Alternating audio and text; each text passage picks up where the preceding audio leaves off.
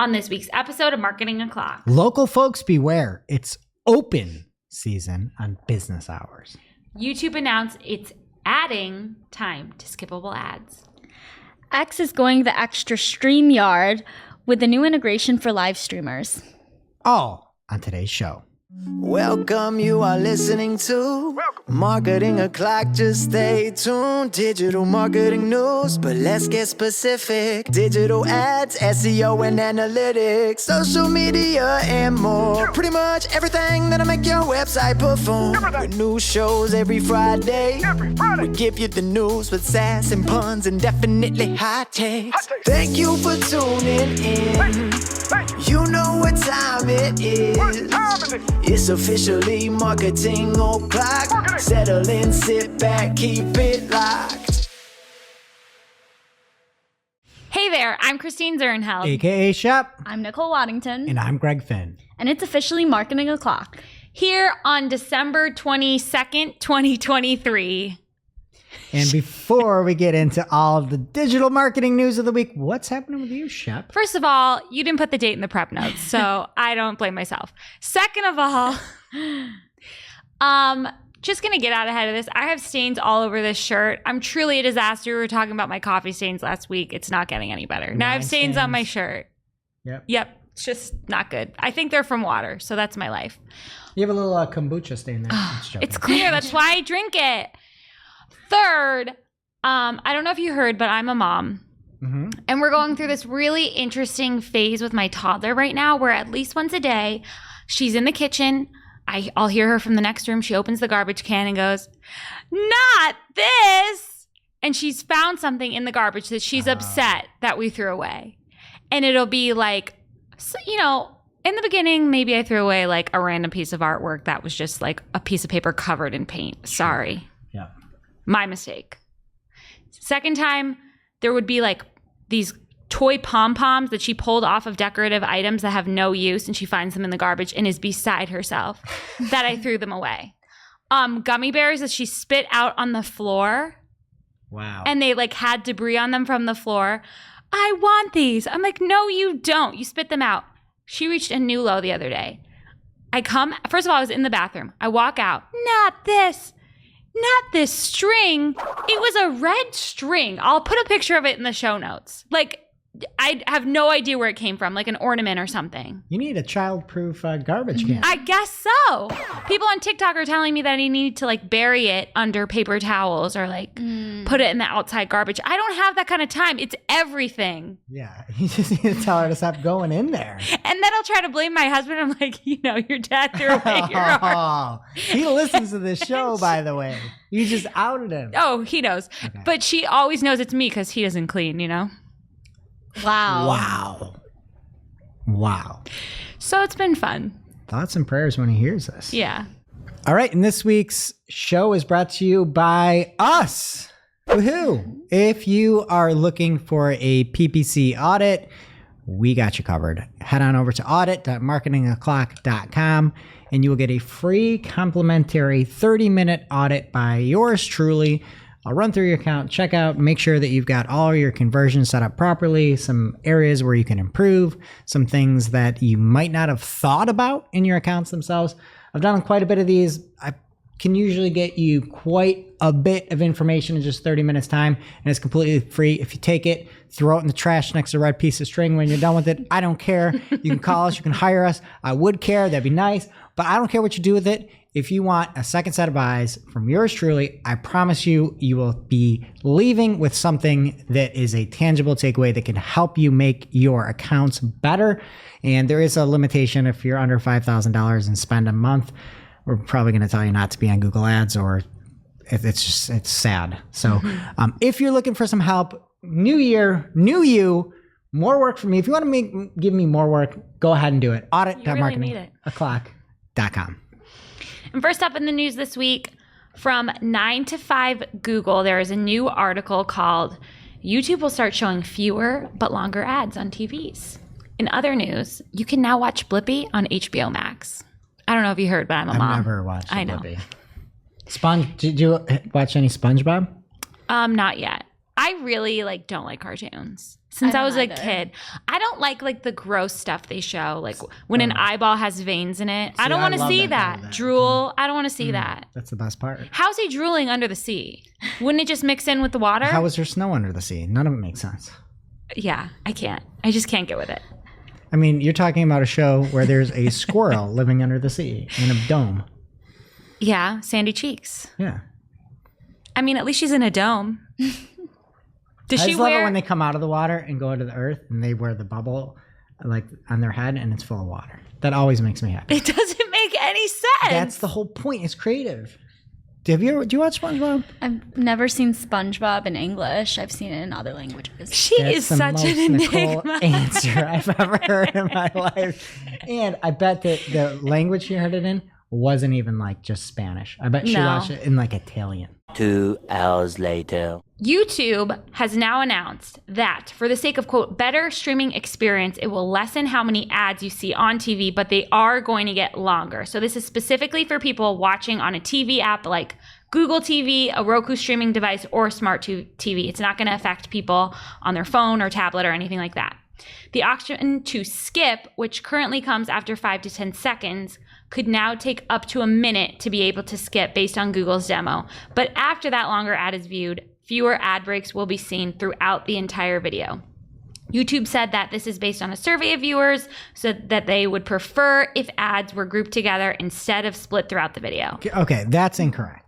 It's based on they must be making more money. They're going to be able to get TV commercial spends on YouTube. Yeah. That's what it's based on. I don't care what they said there. That's the reality. If you can say, I've got a 30-second or a 60-second commercial, I'm running it on NBC, I want to take it, I'm going to get more placements on YouTube, on TVs themselves. That's why, not this fake survey they said. And I totally agree with you, but I can't lie. I think I'm going to like this change. Oh, I'm going to hate it. I hate it when it's forever to get to something. But you're doing it, you're pressing one button. I lose the remote every time it's not a commercial break anymore, and then I have to find it again. I think that's going to be nice. I would rather skip one ad after 10 seconds than 3 after 5, personally. Well, you don't even get to skip these, though. You know. The option to okay. skip, which currently comes after 5 to 10 could seconds, take a could minute. now take Okay. up to a minute. Yeah, I guess a minute is long. Depending on the video, though, it's always somebody's got to get up off the couch because we lost the remote. Every time a new ad comes on. And I'm sorry, just to make this about being a mom again. Parents who have Miss Rachel on, it's just that the reason it's so genius and she's so rich is because you just have it running and your kid is now playing and doing different things, but nobody goes and turns off the TV. So the fact that there's going to be fewer ads to go in and skip, I'm happy. And I also think YouTube is going to make more money because parents aren't skipping those ads, personally. Are you, you're a Roku, not Fire TV? Yes. Okay. I was going to give you a life hack. What? You can get, because my son lost my TV remote. That's what I was going to say. Or the kid loses the remote and then you can't skip. Fire TV remote, you can pay an extra $5 or $10 and get one. You can just have Alexa ring it for you, and it makes That's noise. nice. Really nice. Roku has one on the phone, but we have 2 different Wi-Fi networks and it never works. It's a disaster. Your lives are so complicated. I know. More You feel very devices to complicated. solve problems with current devices. Yeah. It's Anyway, crazy. personally, and I just think kids these days don't even know what it was like. You used to be watching a show. That was when you went to the bathroom. Yeah. That was when you made your popcorn. That was when you got up, did a little stretch, and came back. I miss the commercial breaks, and I'm excited about this change. Another part of this story, YouTube Shorts on TV will also start to show ads. Who's watching YouTube Shorts on TV? I don't know.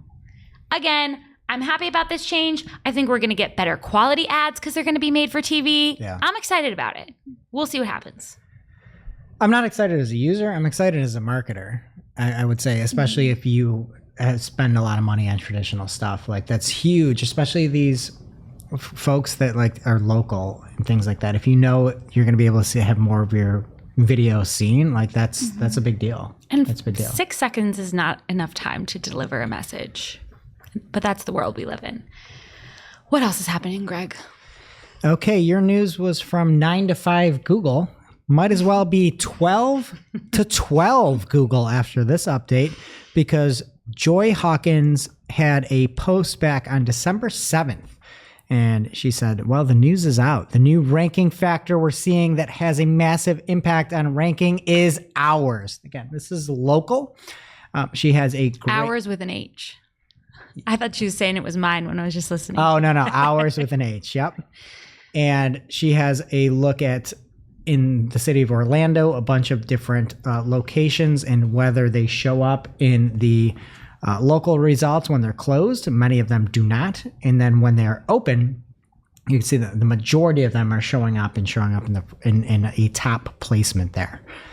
So she had asked Danny Sullivan what was going on with that. About a week later, she asked again, as it seemed like it was picking up, at least according to Joy.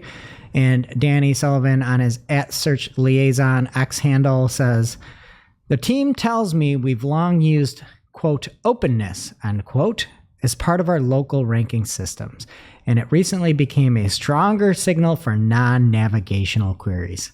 This might change in various ways as we continue to evaluate the usefulness of it, however. And one of the first comments I saw was from Sherry Benelli @Sherry Benelli on X. Sherry says, just wait. Every business will switch their hours to 24/7. Even brick and mortars that aren't open 24/7. This will cause shopping issues. Major mistake and not a good user search experience for people looking for different types of businesses. Please reconsider @SearchLiaison. And Danny says, yes, I passed that feedback to the team already. I wouldn't recommend businesses do this, given the ranking signal may continue to be adjusted. And one funny thing was, we have some business page for Marketing Clock somewhere. It's always been 24/7. The page, it's like, yeah, you can listen, because we're like, you can listen whenever you feel like it. Like we had to just put that in. And then Morty Oberstein saw it and thought we did it like on purpose for this. But it's like, no, it's just a podcast. You listen to whatever you want.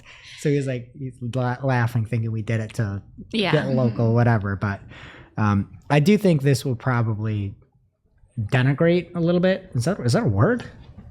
Denigrate? I think it's Nicole? a word. I don't know You're if you used smarter it than me. right. That sounds right. No, degrade is what came up. Degradate is not a word. Okay. I know I've said this in the past. I have nothing in the tank. I need a break. Running on empty. Okay. So anyway, You just got to close down. Disappear from the I local gotta path. go 0-0 instead of 24/7. So I would assume that this would stop working as effectively because people are just gonna fake everything like we did. But you can X me anytime and I'll respond 24/7. Yeah. So if you're seeing any drop in your local traffic or your My Business views or anything like that, and you have very poor hours, maybe you need to be open more and do that. But don't just say you're open 24/7, have people come to your store. That is like the worst thing you can do. Never do anything for Google specifically. Do it for your customers. Be open 24/7 for your customers. I don't care. Just don't fake it and don't fake your hours. All right, what you got, Nicole? All right, so quick announcement. X is integrating with StreamYard for live stream broadcasts, enabling you to display X comments in live streams. So StreamYard is a live stream management platform, and this kind of fits with Elon's view that X should be able to compete with every other video platform in all aspects. So yeah, and I was just talking to Julie Bacchini about this. I don't think she'll care that I said this. But like X is like really the only thing like going now for like audio sharing. Remember when everybody was just pivoting towards Clubhouse? Like Clubhouse is a feature. Everybody's doing it. Like that was the next thing. It was a Bruno 19 phase. It was, but nobody stuck with that, which is so weird. Like you could have that on LinkedIn. Like why doesn't LinkedIn have that? Because I feel like people weren't using it anywhere. But think of a better group than the suckers over on LinkedIn, which I'm going to be one of them in 2024. See you over there soon. They could like go and have like little, huddles or whatever you want to call them, like little chats on LinkedIn. I feel like that is an audience built for that crap.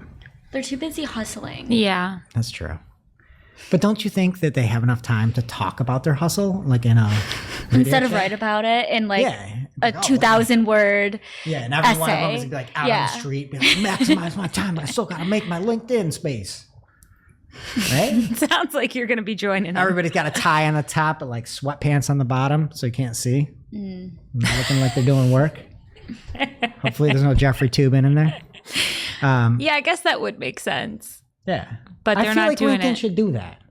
Yeah. Well, they Can you, wouldn't like, need share the tie because PowerPoints and it's stuff? audio only. You wouldn't need the tie on the top, you know? It's true. But I actually think this is great for X to potentially compete with like a Twitch or YouTube streaming, something like that. Now it's time for this week's Take of the Week. This is a hashtag fire digital marketing take with extra spice served up for you. We simply deliver the take for your consumption. We give no opinions. We don't influence. You make the call.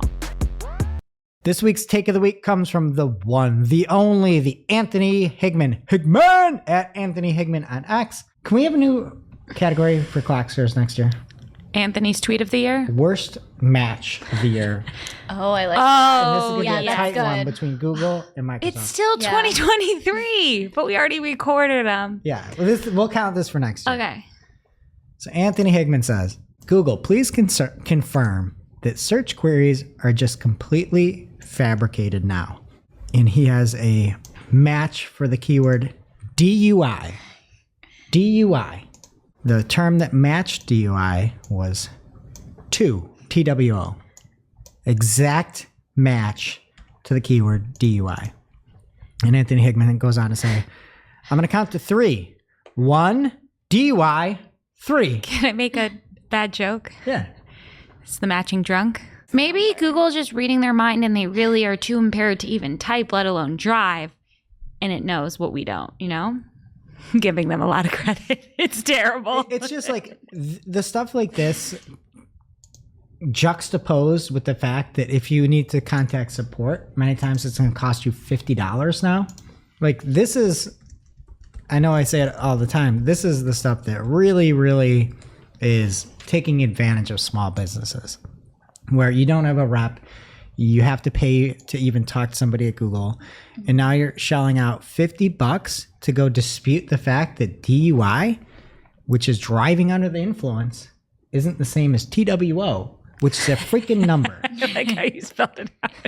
You know, like it's just disheartening. It's sad, but it is the state of where we are. It's a clever match. And how do we figure out how to shake the cushions when you need some support? You know what? Maybe in 2024, Google is going to invest in more human support for people. That is my prediction. Okay. Now it's time for this week's ICYMI. ICYMI people. This is something you just might not have seen. Maybe something that you overlooked, but you shouldn't have. ICYMI people from Lawrence Chassis at L Chassis on X. He saw a notification in his Google Ads account this week that says, implement consent for ads personalization. You are not providing EEA and user consent signals required for ad personalization features. Take action before March 2024 or your campaign performance will be impacted. A lot of people saw this in their account this week, but this is something you should pay attention to. Lawrence tweeted and said, reminder, if you do any remarketing or personalization, this needs to be set up before March 2024. So it says performance will be impacted. I feel like they just wouldn't let your ads run, remarketing ads, but you should definitely do it if you're doing remarketing. Thanks, Lawrence. Now it's time for this week's Pew Pew Lightning Round. At this point in the show, we split up our content into 3 parts: paid, organic, and social. All right, and this week's lightning round is once again brought to you by us. But we can help you out. We can help you hit some of those 2024 marketing resolutions. I feel like one thing that needs to be on every marketer's, every webmaster, every business owner's resolution list is saving that UA data. And we had a handful of all of our clients. We needed to figure out ways to save their UA data. And we came up with a great process where we can take the data, export everything, keep it in a raw file for our clients, and then we've got custom Looker Studio reports that mimic what you would see within Google Ads. So conversion, source, geography, anything that you can think of that is what you would find in a standard UA report, we are pulling into Looker Studio. And we decided we're doing this mainly for our clients, but if anybody else wants it out there, There's a nominal fee. I mean, I guess not nominal, but your data is definitely worth more than this. Because it is manual. We have to go through. We have to export. We have to load everything up. It's $14.95, and that's $1,495. It's not under $15 because we pay actual people in this economy. But you will get all of your data, and you will have it for the rest of your life. It will never go away, even though it goes away in platform in 2024. So we can help you keep all of your UA data. And if you are interested in it, there's a video talking about what it looks like. There's a demo, a sample, so you can see what the Looker Student Report actually looks like. And it's uadataextract.com. That's uadataextract.com, uadataextract.com. And we can at least help you check that one little box off that everybody needs to get done before July. Get it done now. uadataextract.com. First up in the paid universe this week, Thomas Hassell is back with another positive Google Ads update. He's just a joy to follow. He's massive on LinkedIn. Yes, he's one of our must follows of 2023. So make sure you listen to our PPC must follow list episode if you didn't listen to it. Not a ton of blowback on that either, that list. Of people who are like mad they're not included. Anytime there's a list, everybody freaks out. We are successfully 2 years out of 2 years with nobody freaking out. I mean, I'm not on the list. I'm pretty mad. Yeah, me either. Tweeted like 3 times. Who made this list?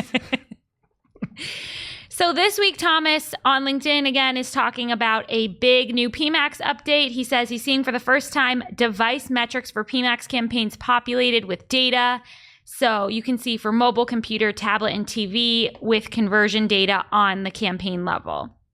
And asked if anyone else had noticed this too. So this was something I actually remember doing a PMAX episode like years ago, and I was talking about like little sneaky things you could do in I think it was in UA at the time, and I was like, you can see device. And like somebody, Andrea Cruz or Manahamani, one of the big PMAXers, was like, you can see it in Google Ads if you add a segment. So you could do it with the segment, but this is really nice to be able to see it in your PMAX campaign, and hopefully you could add segments to this. I haven't seen it in my account, so I don't know, but definitely a good find. And next up from Thomas Hassell, ever heard of him? He says, news spotted that the multi-format ad selection, so for in-stream, in-feed, and shorts, is now directly showing inside the campaign settings. This is for YouTube ads. If you don't do YouTube ads, or even if you do, like me reading this is going to be very confusing because they make this so confusing. But this makes me think that Google might like listen to our show and care about us, because I've been complaining about this. Ginny did listen to our show. Depending on the subtype you pick affects, or the goal you pick, affects the subtype, or I could be getting that backwards, and then that affects the type of ads you can use. But that's not clear when you set up the campaign. So if someone's like me and a novice and doesn't do a lot of YouTube ads, they have to like set it up, and then they find out they can't use the ad format they want to use, and they have to go back, or the bid strategy they want to use, and they have to trash it and start over. So anyway, if you are a YouTube advertiser, I guess tune in. If not, tune out. And when I say we released the episode of Top PPC, folks, I think Jenny actually listens to the show every week. Let us know, Hey, Jenny. But she said, in response to our top list, because she made the list, she said, thanks for including me. I will say that the marketers listed here in the spirit of the community as a whole are a big part of why I care deeply about this role, .. Definitely better than, quote, working in a coal mine, end quote, Greg. So she definitely at least listened to that episode. I'll double down. I'll triple down on that. I'd rather work in a coal mine than be the ads liaison. But that's why we love Jenny. Why we love her. Yeah. We love you, Jenny. Thanks, Jenny. And thanks, Thomas. I felt a little bad, though. But I feel like she knows what you mean. You meant it as a compliment. Like, she is doing hard work. Yeah, I kind of meant that job is a bad one. But she's doing it hard work. out of the kindness of her heart. I mean, I'm assuming the paycheck helps. But she's a good person. She's a great person. She's the best person. Yes. When we talk about Google, we're not talking about Jenny. No, never. That's what I'm saying. So he says, Thomas, this means that we might soon directly select from the campaign settings which video ad format we want to use. That would be so amazing. Yes. Let's hope he's right. Let us know if you see this in your account. I hope it's rolling out everywhere. We don't have a ton of news this week because it's the holidays. campaign setup in Google Ads is more confusing and worse than it's ever been. And you never think about it because unless you're starting an account from scratch, you like rarely set up a campaign from scratch because you're copying and pasting an editor. Then you have to go back to train like, someone. How do you do and this? You're like... And I was doing that. I was training Bailey, our new hire here who listens, shout out Bailey. And we're going through and we're like, we couldn't set this up. We couldn't get the exact placements we wanted. And then we're going to set up conversions. And I don't know if something was broken on the computer. We couldn't set any conversions as secondary. So we had to set every conversion up as primary. And then we had to go, once it was saved through, go back through to do a secondary. And I'm like, this is just what life is going to be like, Bailey. You just have to figure out how to get it done because nobody knows. Like, I thought you could just set it up as a secondary. He could on one computer we couldn't. Ridiculous. It's terrible. Terrible. Not terrible, Anthony Higman. This is a... Higman! I think you missed something here. I think I found something that you didn't. Let me know. So Anthony Higman tweeted this week, Google is now putting headlines and copy in ad copy description text without telling anyone. And then he says, so I guess nothing matters anymore. Anthony, this is a really tough time of year. We love you. Like, reach out to us, okay? It's going to be okay. Okay, so let's get into the receipt here. As always, he provides one. He has headlines in his campaign. I have to expand this 1 second because it's small in my notes. Okay, so he has an example of the ad he is setting up in his account. Couple of headline examples are AdSquire - legal ad experts and help qualify real-time leads. This is small. I'm really sorry, people. Then he has a picture of the live ad in his account. Headline is Anthony Higman, AdSquire CEO. Description is... Oh, you didn't catch me on that. Is this where you think you got me? AdSquire, legal ads experts. Anthony was just named as one of the top 50 most influential paid search experts worldwide. He was. But you didn't... So you did see it? I did see it. Oh. So he was in here updating the ad because he was on our episode. Again, make sure you don't miss it. Yeah, and looking at some of the headlines too, he's got free PPC audits too. Get one from him, get one from us, Yeah. adsquire.com. If you look at the descriptions in here, that is not one of the descriptions. AdSquire, legal ads experts. They took a headline and put it in the description line. Then he has another ad live in the SERPs that has a description line, I'm using air quotes, high quality real-time leads, which again, he put in as a headline. So they're just messing around with things. And then it includes his description about being included in our episode. So thanks, Anthony. But this is what I'm saying, Anthony. You are one of the top 50 most influential PPC follows, and you do matter. This whole show Nothing matters anymore. This whole show is a Higman show. We wouldn't even have a show without you, Higman. You matter, Higman. Higman! Then he followed up. He has a screenshot from Google Ads, just hammering it all home. That says you can use ad variations to conduct A/B and multivariate creative tests. Remember, a key to conducting an effective creative test is to ensure there's enough serving volume to get an accurate read on the impact of the change. And he says, to my point above, smaller advertisers don't have the budget for Google to be testing and changing ad variations and for them to get accurate read on the impact of these changes. Additionally, we can't see the impact of these changes with responsive search ads. Thank you. But they can just test around all they want, not tell us what they're doing. Yeah. And if you're telling somebody this is a headline, maybe use it as a headline. Can you be honest with people about what you're doing? If you want to just call it an asset, an ad asset, call it that. Don't call it a headline. If you're doing some kind of a test, can't you do it with PMAX where people are already opting in to like do whatever you want with their ads? Why would you use my RSA? I mean, I am not going to win Pro Google Marketer of the Year 2023. I just know it already. But I don't understand how you can charge money for a specific product. I want an ad. This is my headline. Here's another headline. Here's another one. Here are my descriptions. And all of a sudden, you take your descriptions and you put them to the headline. That's fraudulent behavior. That is disingenuous. It is inaccurate. It's deceptive and deceiving. Next up from Barry Schwartz and SERoundtable.com. This is a post called Crazy Long Google Ads Description in Search. Barry says the limit Google Ads has for description is 90 characters, not 90 words. This one is 660 characters, 600 times more. So he's an incredibly fast talker, an incredibly fast writer, and an incredibly fast mather. Incredibly bad at math. 660, 9 times 600 is not 660. 1 times 600 is like closer. I support it. Keep doing your thing, Barry. I say you stick to the incredibly fast talking, Barry. Math is our thing. Don't take our ground. So he has an example from someone named Punit on Mastodon. I'm not on there, so I don't know their handle or anything. You got to see it to believe it. It is an ad with a paragraph of text as a description. It's kind of unbelievable. It looks like they just put all the headlines and descriptions you would give in an RSA together in one paragraph. Yeah. Well, someone cracked the code, so just hold on there. It was like a bug when they're trying to take the description, move it to the headline. All of a sudden, all the descriptions came in at once. Guess who figured out what happened? Let me guess, Anthony Hagman. Ever heard of him? Hagman? He says, hey, Barry, not a bug. Drew from their team at DC Digital US. Drew Cannon, shout out. Spotted this on Monday. It looks like it's 2 headlines, 1 description, and 16 call-out assets. Must be part of the small test. We're seeing all kinds of crazy ad variations all over the SERPs recently. This is I guess it depends what industry you're in, but like, this is a crazy time of year to do a test like that too. Like, are you kidding? Like, people make up their whole year in e-com, and you're just going to mess with ads right now. Great.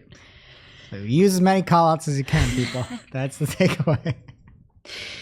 Next up from Search Engine Land, this is an article about the state of support in Google Ads. So during a live PPC chat Q&A on X last week, Ginny Marvin addressed concerns about support being phased out. She said she is very aware of questions and concerns about the topic. Quote, support isn't being phased out, but changes are being made. Yes, more humans. There have long been challenges on this front, as everyone is likely aware. I've talked about this before, but support was one of the areas I wanted to understand better when I joined. I need a timeout. 20 seconds. I like the fact Ginny as prior to his roles, run campaigns, is an active PPC person. The fact that she didn't say she wanted to improve is telling. The sentence was, but support was one of the areas I wanted to understand better when I joined. What do you want to understand? It sucks. It's terrible. Do you not understand that? I feel like she's not allowed to say. I know she's not allowed to say. She's aware of questions. She's not aware that it's a disaster. Yeah. Then again, she said, quote, I do think support is an area where LLMs and Google AI will be able to make big strides in improving experiences. That's not happening yet, but work is underway. Stay tuned. And I couldn't disagree more. Imagine trying to talk to an AI about the fact that your description is now showing in your headline. Not only did Google not announce that, there's no reference for it to get learning from. It's never going to understand that, ever. They already do that where they you try to get help online and they just try to send you to help center articles. And it's like, no, your product is broken. Yeah, and if you actually are trying to implement AI properly, implement it on your matching. 2 is not DUI. DUI is not 2. Yeah. So I guess people are, throughout this chat, people took away that it's not going away for free. You won't have to spend $50 every time. I really hope that that's true.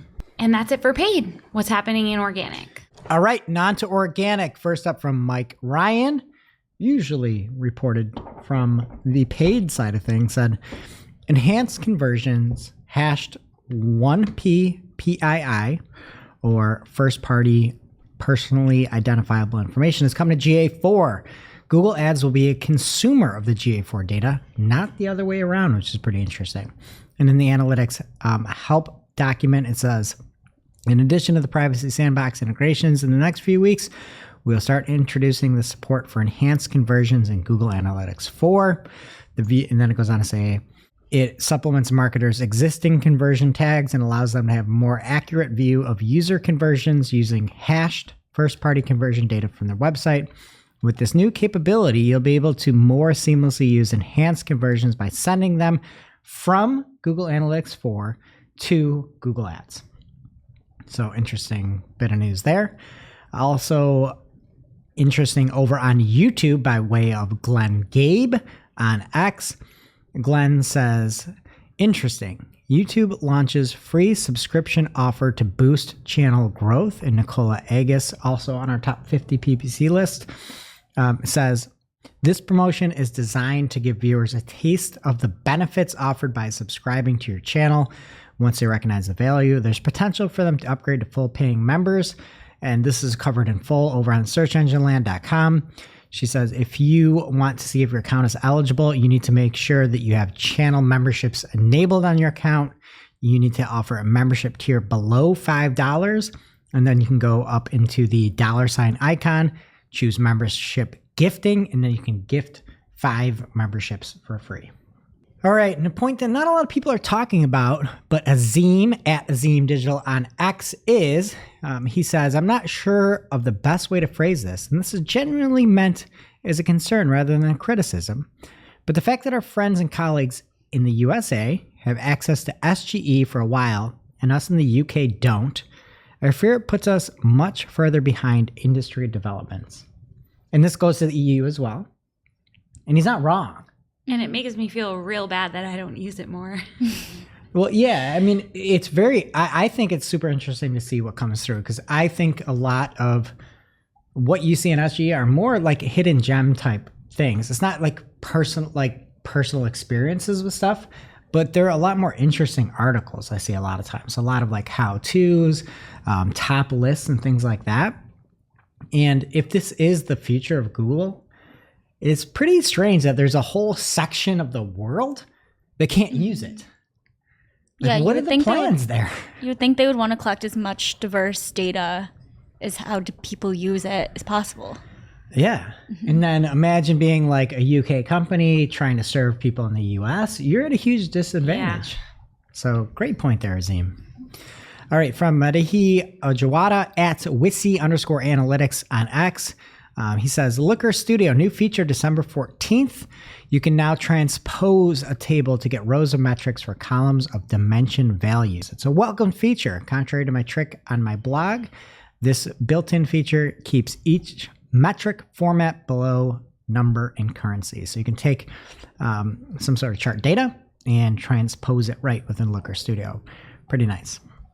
Okay, and by way of Drew Cannon from AdSquire, there is a new vote that is happening with the FCC. It is happening, I think it's happening when we're recording here. So on Wednesday, the 20th, that attorneys could dramatically increase potential for lawsuits against lenders, insurers, and law firms over unwanted text and calls. This rule is designed to cut back the number of sales calls that consumers receive. It is expected to pass, and if it does, it will open up the possibility for far more lawsuits brought under the federal law against robocalls, said attorneys who represent consumers and those who represent companies. So if this passes, we'll let you know next week, and we'll have at least something to report on. Usually this next week is a little slow. Yeah. And again, it could be really tough for people in the lead gen space in these sectors. All right. OpenAI has just laid down a new framework, really trying to take in more safety into its AI offerings. And there are basically current models and they have safety systems. And there's these frontier models that need to be hitting like a preparedness level. And then there are super intelligent models and they need super alignment. So I think the big thing from this is that the board now will be able to take back any safety decisions as per this new plan that was launched on the OpenAI site. So there's the technical work that is under the umbrella of the preparedness team. There are recommendations from a safety advisory group. The decision-making comes from leadership. And then the board of directors has the right to reverse decisions. So it does seem like there are some checks and balances in play here.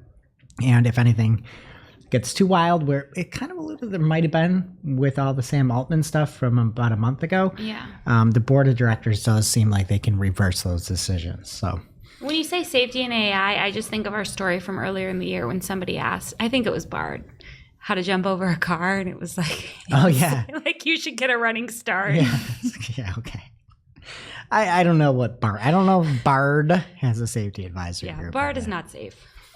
Okay, and according to a new study from NewsGuard, the figure for websites hosting fake articles generated by AI is on the rise, increasing 1,100% since April of this year, which is a 144% average monthly increase. So very concerning figure. And it's just a fake article because it's generated by AI, or the content is fake? Didn't read that far ahead, Chip. Okay. I'm not going to lie to you.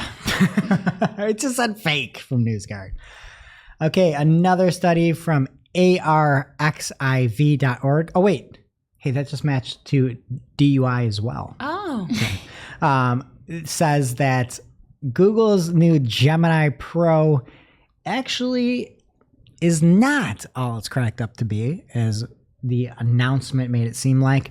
It's lagging behind the current GPT 3.5 Turbo and also behind GPT 4 as well. And you can see a breakdown of all the different tasks like knowledge-based QA, reasoning, mathematics, code generation, everything like that. And Gemini Pro, looking at these metrics, is actually far behind. So that's funny, just like, I don't know how independent arxivdui.org is, but according to these models, like Gemini is way back. Yeah. They acted like it was smarter than everyone. I think it's because they just put pro at the end. Totally. And they just offended all those experts around the world, you know? Yeah, and you faked another video too. Like, I'm kind of a Real Housewives of New Jersey expert. You don't know more than me, Gemini. I'd like to put you to the test. Experts of the world should revolt. So that's what we need to do. We need to take our test, our Google Ads certification test live, and then we need to put you up against Bard. Oh, that would be fun. We should do that. All right. And that's it in organic. What's happening in social, Nicole? All right. So the next stage for Threads has arrived from Social Media Today. There was news with the app now available for EU-based users, enabling millions more people to access Meta's Twitter-like platform. So initially, Threads' European launch was delayed due to EU regulations, which meant that the Threads team needed to update the platform and adhere to their new policies. But seemingly, it's all good and aligns with the new requirements. So EU users can now still be on Threads. The EU either. I can't believe how much they're pushing Threads. On Instagram, I know. Every other other post in my feed is like a highlight of a thread. And then I'm like, I don't want this. And then I'll be like, maybe I can go see if anybody's still on Facebook. And then everything is still Threads over there. You see Threads on Facebook? Oh, absolutely. Oh, all I see is weird AI-generated images of Taylor Swift. All right. Well, speaking of Threads, we do have Yugi.Moda from Threads sharing that Instagram added an option to disable profile picture expansion. And they have a screenshot of a toggle where you can have it on or off. This is the first time Threads has broken news on our show. I don't know. We'll have to go back to the archives. I don't remember that ever happening. Yeah. And I really pay attention to the social round. Yeah. I mean, this is interesting. I don't know, like, how, if it's your profile picture that's like publicly facing, so why do you care if somebody can view it in a bigger, I don't know. Next, Instagram is giving users the ability to create their own, quote, add yours templates to the app, which are meant to spark engagement based on specific parameters. So you can now create reusable versions of your stories formats, enabling you to put together custom quizzes and prompts based on existing in-stream tools. All right. And Amplify released a report that Instagram Reels outperformed all other video content across Instagram, Facebook, and TikTok for advertisers. So this report found that the longer Reels between 30 to 90 seconds actually outperform all other lengths of video. But despite the popularity of Reels, brands still post way more stories on Instagram. And for what it's worth, this is my chart of the year. That nice design, are those hearts or flowers? I think it's flowers. their logo. Oh, Well, I love it. yeah. It's not a great chart. Okay. All right, and on to some X news. If you've checked out the media tab on any X user's profile of late, you may have noticed that there's a new grid display format. So rather than lists of posts with media included, you can now get a better view of the various videos and images from a specific account, and even sort them with filters for video, image, or GIF. And it kind of looks like Instagram's picture grid, but this isn't available for all profiles yet, but you might start seeing that. I feel like that's a good change. I like it. And finally, X has been sharing sporadic and vague insights into the platform's usage and engagement. So, for instance, from Sports on X, they shared there have been over 4 billion posts about sports this year on X. What's your favorite? It's kind of giving Spotify Wrapped vibes. Everyone's trying to be Spotify, right? It's out of control. That's an intern post right there. Let's see the revenue. It's like, and who cares? It's like there's a lot of posts about sports. 4 billion to be exact. I mean, that's not surprising. Now it's time for this week's WTH. Misguided. I hated all of that. I'm like, who does that? Just get rid of it. Where we rant, rave, and roll our eyes about a trending digital marketing topic. What are we coming to? Honestly. See what had us asking WTH. this week. This week's WTH comes from a now former Googler, Ian, aka Hickinson. And this is on the blog ln.hixie.ch. So it's just a personal blog post. It looks like there's a lot of code and sort of what Hixie was doing at Google and some of the breakthroughs and work that was completed. But Hixie is no longer. And there was a post saying, reflecting on 18 years at Google. And this actually came out last month, but our shows have been long and this one's short. So we're going to finally include it here. And Hixie says, early Google was also an excellent place to work. Executives gave frank answers on a weekly basis or were candid about their inability to do so. Eric Schmidt regularly walked the whole company through the discussions of the board. Ian worked on Flutter, and he said Flutter grew in a bubble, largely insulated from the changes Google was experiencing at the same time. Google's culture eroded. Decisions went from being made for the benefit of users to the benefit of Google to the benefit of whoever was making the decision. Transparency evaporated.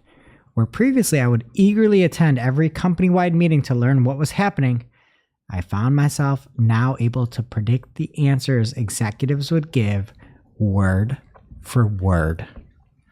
Today, I don't know anyone at Google who could explain what Google's vision is. Morale is at an all-time low. If you talk to therapists in the Bay Area, they will tell you all their Google clients are unhappy with Google. What?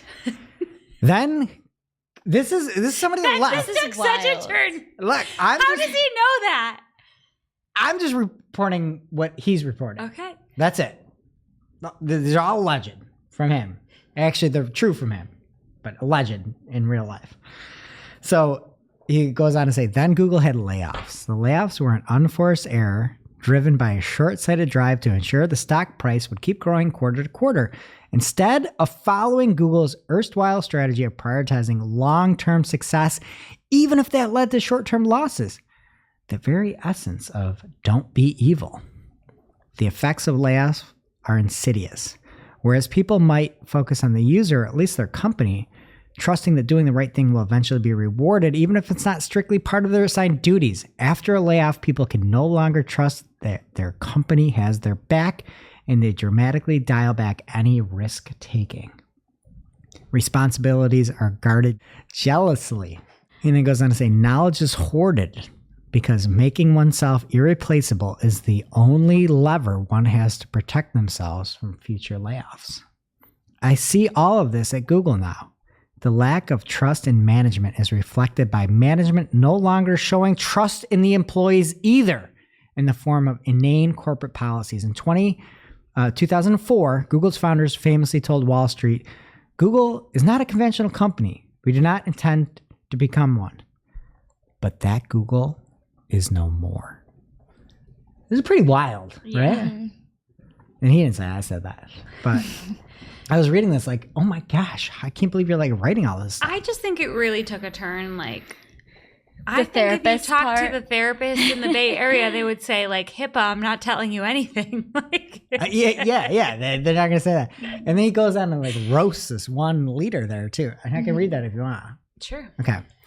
So he says, many of these problems with Google today stem from a lack of visionary leadership from Sundar Pichai and his clear lack of interest in maintaining the cultural norms of early Google.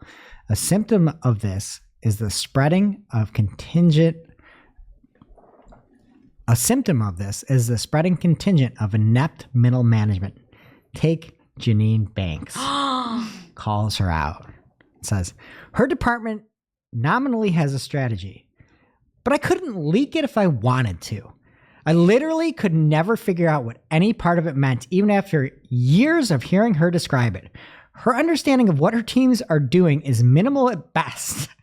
She frequently makes requests that are completely incoherent and inapplicable. She treats engineers as commodities in a way that is dehumanizing, reassigning people against their will that have no relationship with their skill set. She is completely unable to receive constructive feedback, quote, as in, she literally doesn't even acknowledge it. I hear other teams who have leaders more politically savvy than I have learned how to, quote, handle her to keep her off their backs, feeding her just the right information at the right time. Having seen Google at its best, I find this new reality depressing. Janine Shots Hixie. fired. She must have been his boss, right? I think she like overseen some Flutter stuff, but I forget it.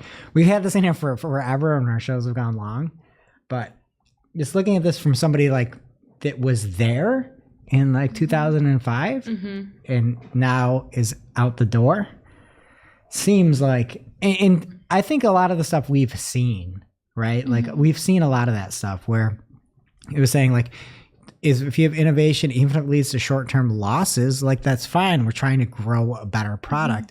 And that is completely out the door with especially what we've seen with the DOJ stuff, where it's like, we have high paid people that are looking for bonuses in the Silicon Valley location. They need to hit their bonuses. Let's shake the cushions, right? Like that really does not seem like it echoes what it was like in 2005. Yeah. So if you are interested in reading that, it is ln.hixie.ch. Or you can check out all of our stories over on community.marketingclock.com or newsletter.marketingclock.com. What do you think Hixie did at Google? Because this site is like not mobile friendly. He's like a developer of like What? of like development tool, like Flutter, like development protocols and stuff like that. And that brings us to our real life segment, straight out of our accounts and into your ear holes. It's time for Working Hard or Hardly Working, where we talk about what's going on in our IRL work, good, bad, or otherwise. For me this week, this is niche. I was in Microsoft Ads Editor. I was trying to copy ad groups from one campaign into another campaign. I would copy them in. They wouldn't show. Then I'd try to copy them in again, and it would say this ad group is already in the campaign. So it was in there. I just couldn't see it. But when I published the changes, they would go online. So if you can work blindly, you can like get around this weird bug, but not ideal. Hate it. Hardly working. Nicole, what about you? For me, working hard is Google Sheets cell history. I did not know that if you right-clicked on a cell, you could see the cell history and all the changes and people who made the changes. It's super helpful. That's cool. And for me, I was looking at something with Shep here, and I saw a Google column of changes. Oh. I didn't know you could consider me stupid. I didn't know you could see changes. And then when you set your time parameters within Google Ads, you can see how many changes were made within a certain campaign, which is helpful, right? Yeah. If you're like, hey, this thing really performance dropped off a cliff and there's no changes in there, that's like, that gives you a lot of information. Yeah, right? I didn't Like, think about it with that. Yeah. or if you're like, hey, the performance dropped off a cliff and there were a ton of changes, like that's actually something super helpful where you can like go to a certain time frame and then pull up your changes column and see what happened during given time. Yeah. But it is like everything. So if you added like 500 negative country targets, it would say there's 500 changes. Yeah. So- But I Yeah. never really thought It's of like helpful as a baseline. using that as a tool. And now it's like in my brain, it's like, let's pull this up when we're auditing something or looking at it and see like maybe there's just nothing that's happened here for a while and you're going to have different information that way. Yeah. I love that one. And now for this week's Cool tool. As a reminder, our Cool Tool segment is not an official endorsement or paid mention. We're simply sharing something we found in our travels that may be of use to our listeners.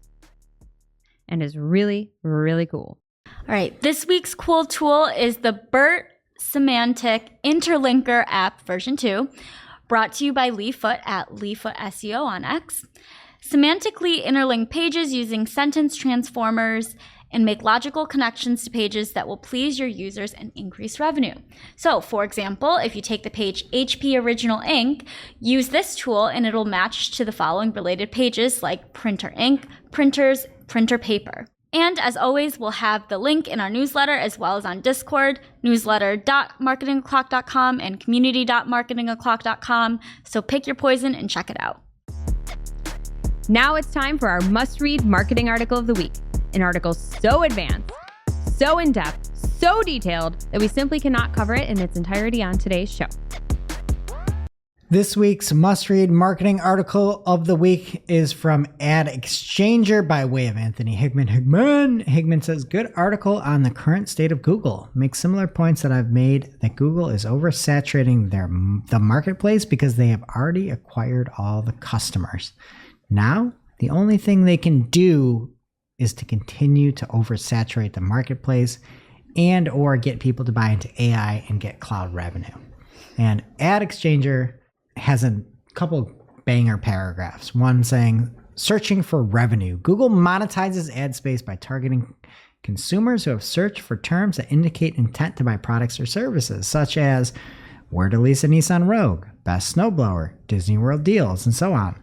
For years, new users brought a fresh supply of query-driven ad space. Increasing spend coincided with an increased supply of search behavior. Meanwhile, prices in Google's ad space auction stayed relatively stable with supply and demand growth. With no additional supply of these queries and continued new demand from advertisers, the prices spent per user and query continue to rise, something we're seeing. CPCs are going up, for sure. In some cases, they're going down, mainly due to PMAX, demand gen, some of the junk placements and stuff like that. I added all that in. That wasn't Ad Exchanger. Okay. So Ad Exchanger goes on to say, peak Google, ?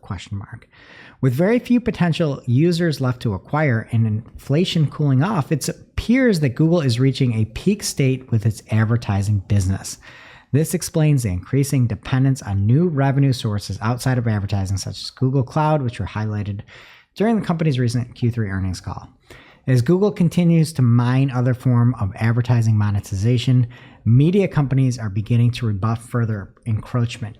Take Gannett's recent lawsuit alleging that Google controls how publishers sell their ad slots, and it forces publishers to sell growing shares of that ad space to Google at depressed prices. It goes on to say more. I'll say one more. The final part of this was saying, even if Google reinvents itself to be fairer to advertisers and publishers, regulators should have the final say in what the company looks like going forward. It's the best path forward for the industry at large. And I think something that people continually miss when you're making these arguments is when you look at every new product that comes out from Google, it's Google owned and operated sites. PMAX, demand gen, they're purposefully taking money out of the pockets of AdSense publishers and keeping it in-house, which makes sense for them. Yeah. But it also doesn't make sense for the pitch of AdSense. Yeah. Right? You're like, oh, hey, you can get on this network. This is where all the advertisers are. There needs to be a better AdSense. I don't know how somebody in the world isn't taking this space. This is like the most clear, concise move away from giving publishers money. Mm-hmm. It's like the article says, it's a move. There's not more search queries happening. They need to figure out ways to keep money inside for themselves. Why isn't there a different solution for that? And then, yeah, that's what these new things do, is they'll be like, oh, Performance Max has some search in it. But it also has a ton of Google owned and operated in there too. Yeah. That's junk. And you see like a bunch of the other placements that they do happen, like Search Partners, is absolute garbage. Garbage. I don't know. So I never thought about that. They're doing AdSense, but not like they're doing Search Partners, but not like AdSense placements. For a bunch of those, yes. That's kind of like what. Well, if you like try to get in their mind, right? If you're like, hey, I've got all this money to spend. I want somebody to implement my code so that they don't have a search function. Like if you go to Breitbart right now and you put in a search and you type in your company's name, if you have Search Partners on, you're going to see an ad there, right? So for that, they're adding inventory that wouldn't be possible before. And then a lot of people have that automatically turned on. You're probably paying a little bit less for Search Partners, but if they can take that click or that cost or that budget, move it off of Google to a different search partner, that's not like hindering that specifically. But if you're talking about display or something like that, now they're like, well, the display is going to be on Gmail or YouTube, or it's going to be these hybrid ad types. That keeps that money there. So one of them is sort of like, hey, instead of Breitbart just having a search on their site, let's make it Google powered. We'll put some of the money that people would have spent on Google, we'll move it over there. And then we'll still have people lining up for Google. It's like, it kind of makes sense. I don't know. Maybe my brain is fried, but this is just like how I see it. I'm like Charlie from Always Sunny in Philadelphia, piecing everything together. It makes sense for Google, not for like the World Wide Web, you know? Well, no, I would even say this doesn't make sense for Google if we're talking about Google 2033. Yeah. This makes sense for Google 2023. And I think that's, again, to the Hicksy part, that's the thing it's got to be super disheartening when you're taking money out of the pockets of people making news, right? Like more people, I'm sure of this, there's more new PMAX campaigns, I don't have a fact on this, than there are new display campaigns in 2023. PMAX campaigns are owned and operated. Display campaigns give money to publishers, right? And then again, what the assumption is PMAX works great now. It's going to be like search. And all of a sudden, it's going to get worse and worse and worse. At one point, exact match meant exact match. Now, exact match, TWO equals DUI. Right? Like we know this. Like we know where it's going. So, okay. That's it. That's all I got. But if you want all these articles, newsletter.marketingoclock.com or community.marketingoclock.com. And now onto our playlist of curated songs to work to. You can head over to playlist.marketingoclock.com to listen to Marketing a Playlist. Nicole, what will you be adding this week? I will be adding 11:30 by Duckworth. I will be adding, I have been loving this Spotify playlist called Christmas Jazz. It's really nice. And I like the Christmas song by Samara Joy. Greg, you seem unprepared. Definitely unprepared. I'm going to go with Runaway by Kanye West. Can I say that? Can I put a Kanye song in there? I think if it's old Kanye. It's old Kanye. Yeah, I think that's fine. Let us know in the comments. Runaway by Kanye West and Pusha T. All right, that does it for today's show. It is now officially not Marketing O'Clock. Thanks for listening. We miss you already. We can't wait to see you next week. Thanks for listening to Marketing O'Clock. If you're looking for more information on today's topics, head over to marketingoclock.com/newsletter to receive every single article we covered. We share the news as it breaks in our Discord community. Head over to community.marketingoclock.com to join. Welcome to this week's Shootin The Heck, where after our famous Friday news show, we don't talk about marketing anymore. We just Shoot the heck. So we're playing everyone's favorite game. In all honesty, we didn't prepare for this. No, it's the best. Nobody else is working this week. Right. So we are going to go around the table and share our New Year's resolutions for 2024. Okay. Do you want me to get things started? I only really have one, so I think we need to like workshops and like everybody like improve on each other. Yeah. Okay. So you want me to start? Sure. So for me, I'm going to try to stop buying things on my phone because So this is my favorite part. Sidebar here.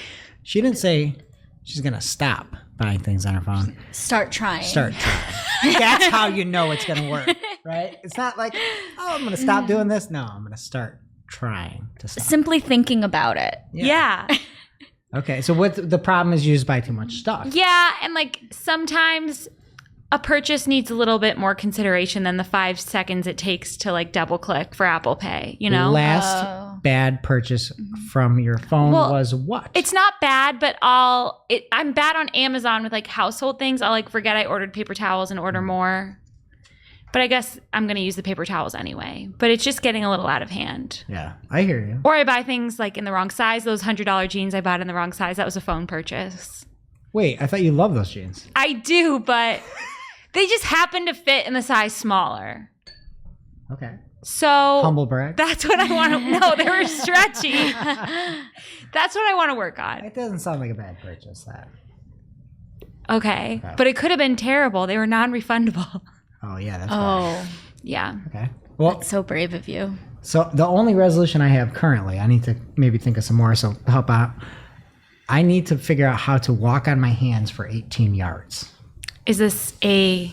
I have a this a gymnast CrossFit on my thing? soccer team Oh. who does gymnastics, and I said, by the end of the year, I'll be able to walk on my hands. She just walks her hands, does flips and stuff. It's hard. Can you do a Flip those? handstand? Just a handstand in the same place. Not really.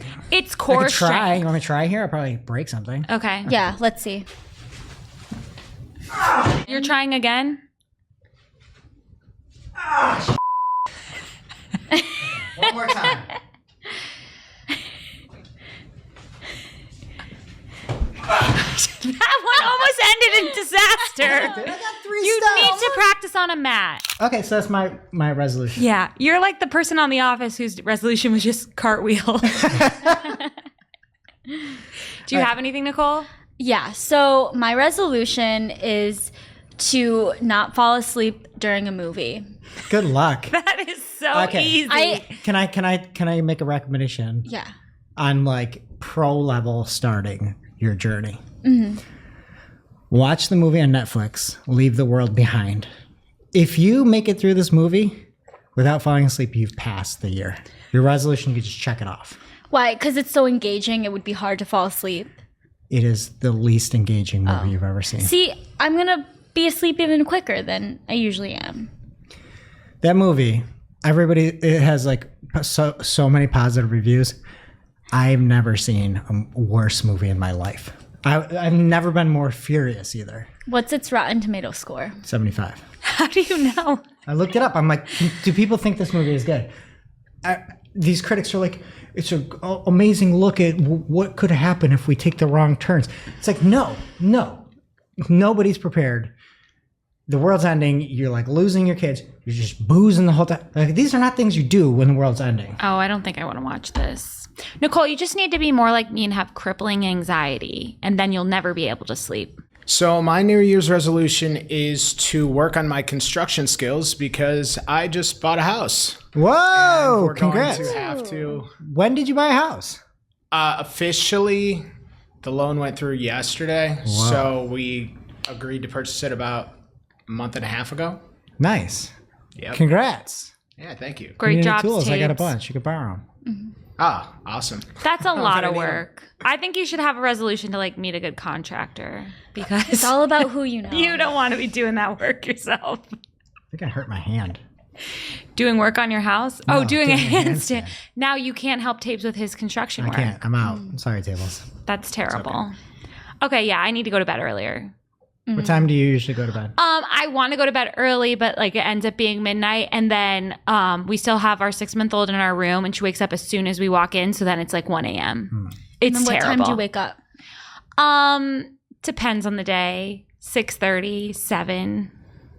It's hard. I'm not getting a lot of sleep. I've been going to bed at like 1:30. It's real bad. I'm just Yikes. doing too much. But maybe I just need to watch more of the movies you're watching. So if you could make some recommendations, that would help. I'll send some over. Anyone else have a good one? That's like it. I guess my resolution is not be so skinny. Oh, yeah. You should really work Keep on getting that. body shamed by this one over here. Actually, Publicly body shame me today. what do you mean on X? Yeah. About your height? No, you call me skinny. That's a compliment, Greg. We live in the age of Ozempic. A lot of people want to be skinny. Just accept it. I don't see that as saying that's a compliment. It is. Say, Tall and skinny? yeah, I think you want to be like tall and like swole. Like like yoked. No, I think you Okay, have some maybe I need to get yoked in 2025. problems. Not swole, I want to be yoked, for the record. Yes. I don't think that'll help with your handstand necessarily, but we can see. I might not be able to pick anything up, so it might be hard to get yoked, at least in Q1 here. Okay, Tabes, do you have any more resolutions? Yes, I have one more resolution. I am going to try to catch up on as much sleep as possible Why? because in March, my wife and I are expecting our first child together. Woohoo! Very exciting Congrats, stuff. Tables. That is so exciting, Tabes. We're thrilled for you. Little So- coffee tapes coming into the family. Yeah.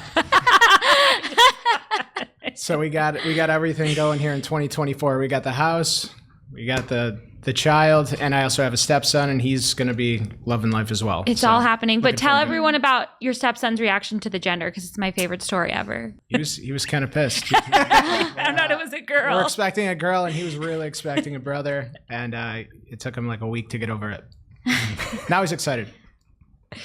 So lots happening next year. We hope you'll join us there. We'll see you it's not next year yet. So we've got a lot happening next year, and we still have one more week to prepare for it. So we'll see you next week. Thank you for tuning in. You know what time it is. It's officially marketing o'clock. Settle in, sit back, keep it live.